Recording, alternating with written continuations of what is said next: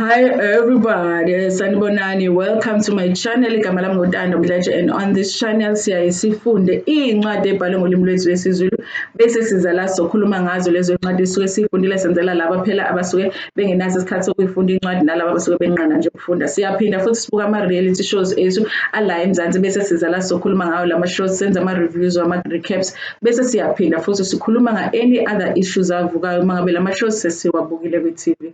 Uma ngabe uqala ujoyina namhlanje and you really like our content, do not forget to press the subscribe button la ngezansi bese uyaphinda futhi upressa i-notification bell eduze kuka-subscribe ukuze phela uthole umyalezo uma ngabe umsebenzi omusha sesiwufakile.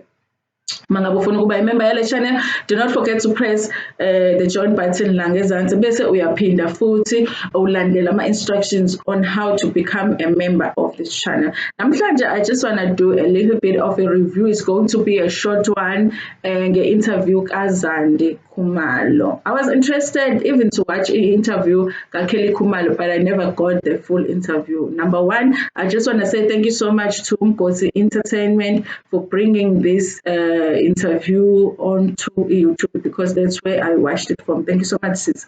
So here's the thing, you guys. I think from the beginning of the interview, I felt like Zandi is calmer than Kelly Khumalo.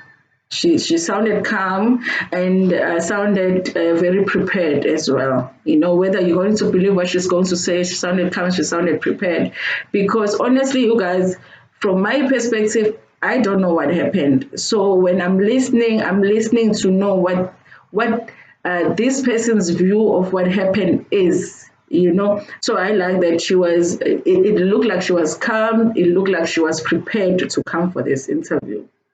You know, somebody did say, would see this interview was not really an interview, but it was like, okay, Zandi just came to deliver a speech. And I do understand why a person would say that, because our maningi, a question that an interviewer asked Zandi, our maningi, it was like she was sitting there just listening to Zandi narrate a story. So I think I agree with that a little bit.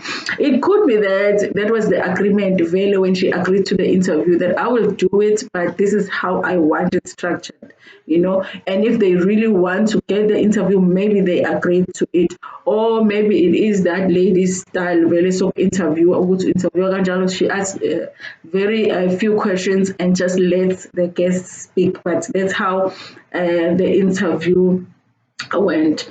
Guys, I don't know why they don't do these Kuma interviews regarding this issue, is that they don't really go into what happened that day.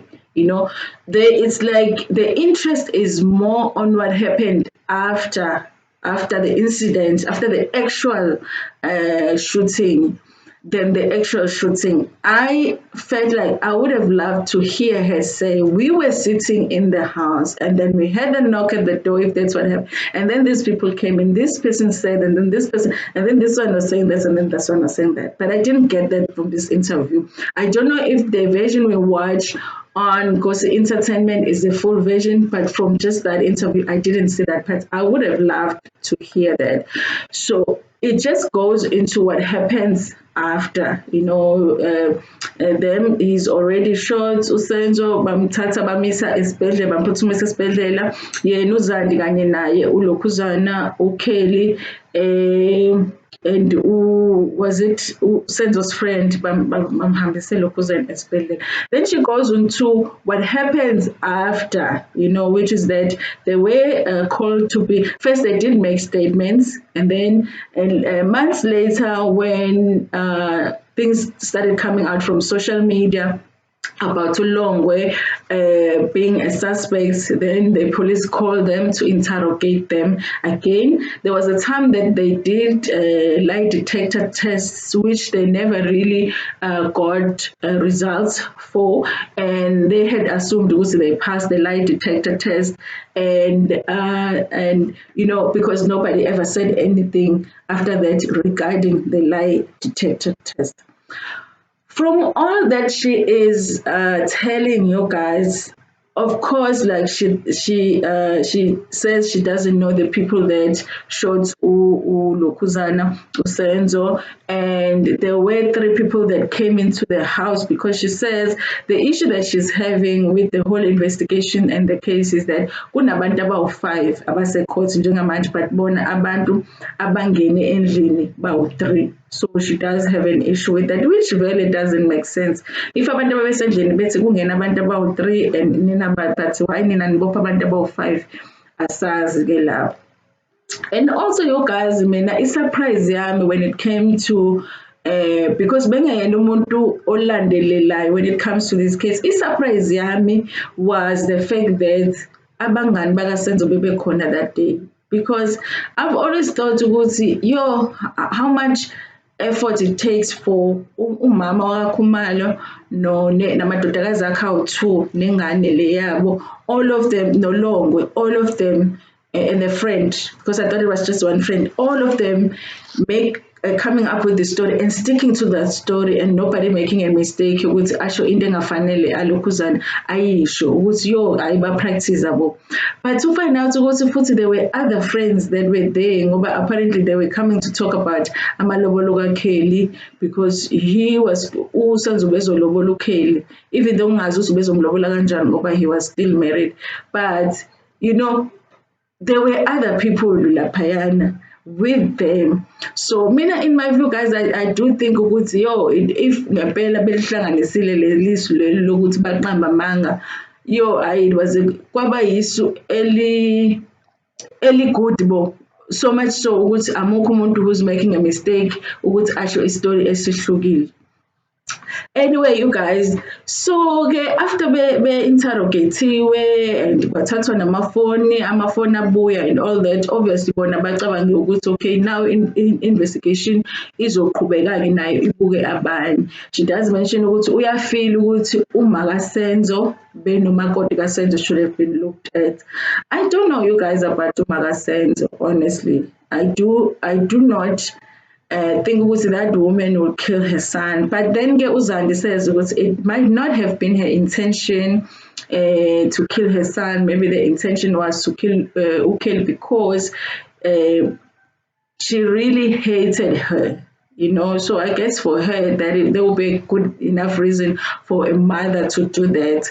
And also, I think when it comes to Mandisha, she does make a valid point, you guys, because if really they haven't arrested amantombazane akaKhumalo, should they not look on all sides, Because if your husband is out here trying to pay lobola for another woman, are you happy about that?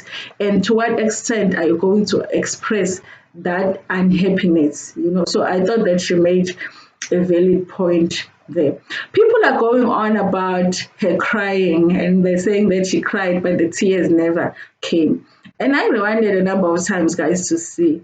It does feel like she's emotional because even her chest, like if you watch her chest moves, like when you get emotional and you're about to cry, and sometimes when you are acting like you want to cry, you forget to move the chest part. But it did it was weird. It's just that I don't have tissue here. Because when she is, let me use this as an example as a teacher. When she was crying, because a lot of the times when you cry, tears will come here. So that's the first place you would wipe with. You would wipe here. But she got tissues and she wiped here, and she wiped there. And it was weird for me because I thought, who cries and the tears come this side of the eye? It was weird. I'm not saying she's lying, but it was weird that when she was crying, that's how she wiped, those tears. So I could understand why people might feel like the tears were fake. And also we didn't see the tears. It just felt like she wants to cry, but the tears were not coming. But also, you guys, the eyelashes are very long. So it was hard to see the eyes because the eyelashes, so maybe the ears were just like inside, but they didn't come here. We didn't see that. So maybe vela kayena umuntu okhala abehlike kwehle njengabontando kwehle ngembezizithi, I don't know, you guys, but I did see comments from people pointing that out, which really just did make sense. I-interviewer-ke iyayambuza ukuthi e-court bakhulume ngokuthi kunomuntu othile who's going to come azo-testifya ukuthi uSenzo udutshulwe abantu abebelaphayana endlini, and people were suspecting ukuthi uyena uZandi ozokwenza lokho. And it was because of the song that she did, Ikwela or whatever, And she does say, well, that is not the case, because even if she was going to be a witness, who is she going to be giving up? Because according to her, bangenelwa abantu endlini badubula uSenzo. It's not like kubantu abebekhona endlini there's anyone okuyena edubula ulokhuzana. Usenzo. So she says there's no whistle to blow really, because amukho umuntu anganikela ngaye laphayana, And yeah, another thing, you guys, that I noticed, because obviously I'm just gonna do without these lights. Don't buy ring lights from Chinese shops. So she says there are 3 people that entered the house, but towards the end of the interview, the interviewer asked her, is there anything that you feel you could have done ngalola suku loliyana? She says, Uzandi, you know what? Sometimes you think because you know the kitchen and all of that, and if somebody come, I would take a knife and stab them and whatever. But in Domasayenze, you don't do that. You even forget where the knife is. But she does wish sometimes that maybe she should have done something, maybe taken a knife, maybe stabbed one. This is the thing. She says, maybe I should have taken the knife and stabbed one of them. Because if I stabbed one of them, at least this one would be here, this one wouldn't run, but the other one would run. So if that one is the essay yet or that one, he is likely to tell what happened because usesele. So I was like, but then where's the third guy? Because there were 3 people that came to the house, but at the end, when she's talking about stabbing one of them, she was going to stab one of them, and then the other one was going to run away, possibly. And the one that ran away was going to be the only one now. Where is the third guy? So it could be but she was making just an example, and she made that mistake, but it did make me raise my eyebrow a little bit. They don't talk about the fact that we are mangas and they haven't been called to court. Guys, I wonder why they haven't been called a court ngempela nabo bakhulume kuziwe ngoba ngempela if ukuthi bayasolakala fanele kube ibona abashoyo ukuthi enekwenzekani. She talks about the fact that those 5 guys ababoshiwe akaze bona bazibabizwe ukuthi akaze bona bazibabizwe ukuthi bazoba-identifya phela labo bantu. Apparently one of the guys had dreadlocks and none of those guys have dreadlocks, but she does say ukuthi kungenza because it's been some time that the guy has taken off amalokozana dreadlocks. Guys, except for the tears and also the 3 guys thing, I really just felt like had it not been that this case is like a big case, I would actually just believe this lady. But at this point, like, we really just don't know, we really don't know. Kodwa-ke mina into engiye ngiyibuka ukuthi ngeke ngayi-understand is that yini indaba singakubuka ukuthi mhlambe abantu abangenzanga kahle lana abantu bomthetho, because if ukuthi ngempela kwakune-reason yokuthi labantu laba baboshwe, yini indaba sekuthatha isikhathi esingaka ukuthi baboshwe? Is it because of corruption? Is it because really there is no evidence ukuthi yenze ukuthi baboshwe? Is it that mina ngifile ngathi asikwazi ukuthi sithi abantu bakaKhumalo bayasoleka bese futhi si-expect ukuthi bona abantu bakaKhumalo yibo abazositshela iqiniso, ngoba if ukuthi bayasoleka then ngeke baze balikhuluma iqiniso. Abantu ekufanele ngaba-investigate abathole iqiniso is amaphoyisa, and why icase enkulu kangaka kuze kube manje namanje alaziwe iqiniso kahle kahle what's going on, and if ukuthi ngempela babesoleka, why bengaboshwanga ngalesi sikhathi, you know? So yeah, you guys, that's why I say go to this case sometimes you don't want to get into it because then your mind just starts spinning, you start asking questions and all of that. But overall, you guys, I like this interview better. I didn't see the whole interview Kelly Khumalo, but I feel like Kelly Khumalo speaks with uber emotional and wants to drop the bombs and wants to defend herself instead of just telling the story. And I feel like Zandi was trying to just tell the story. Whether the story is true or not, there is another question. But it was a calm interview. You know, you got the information that you got, whether you believe it or not is really up to you. Anyway, that was my review today. Guys, please like this video before niphume kuyona, share it with your friends, with your family, and even with strangers. Nginithanda kakhulu.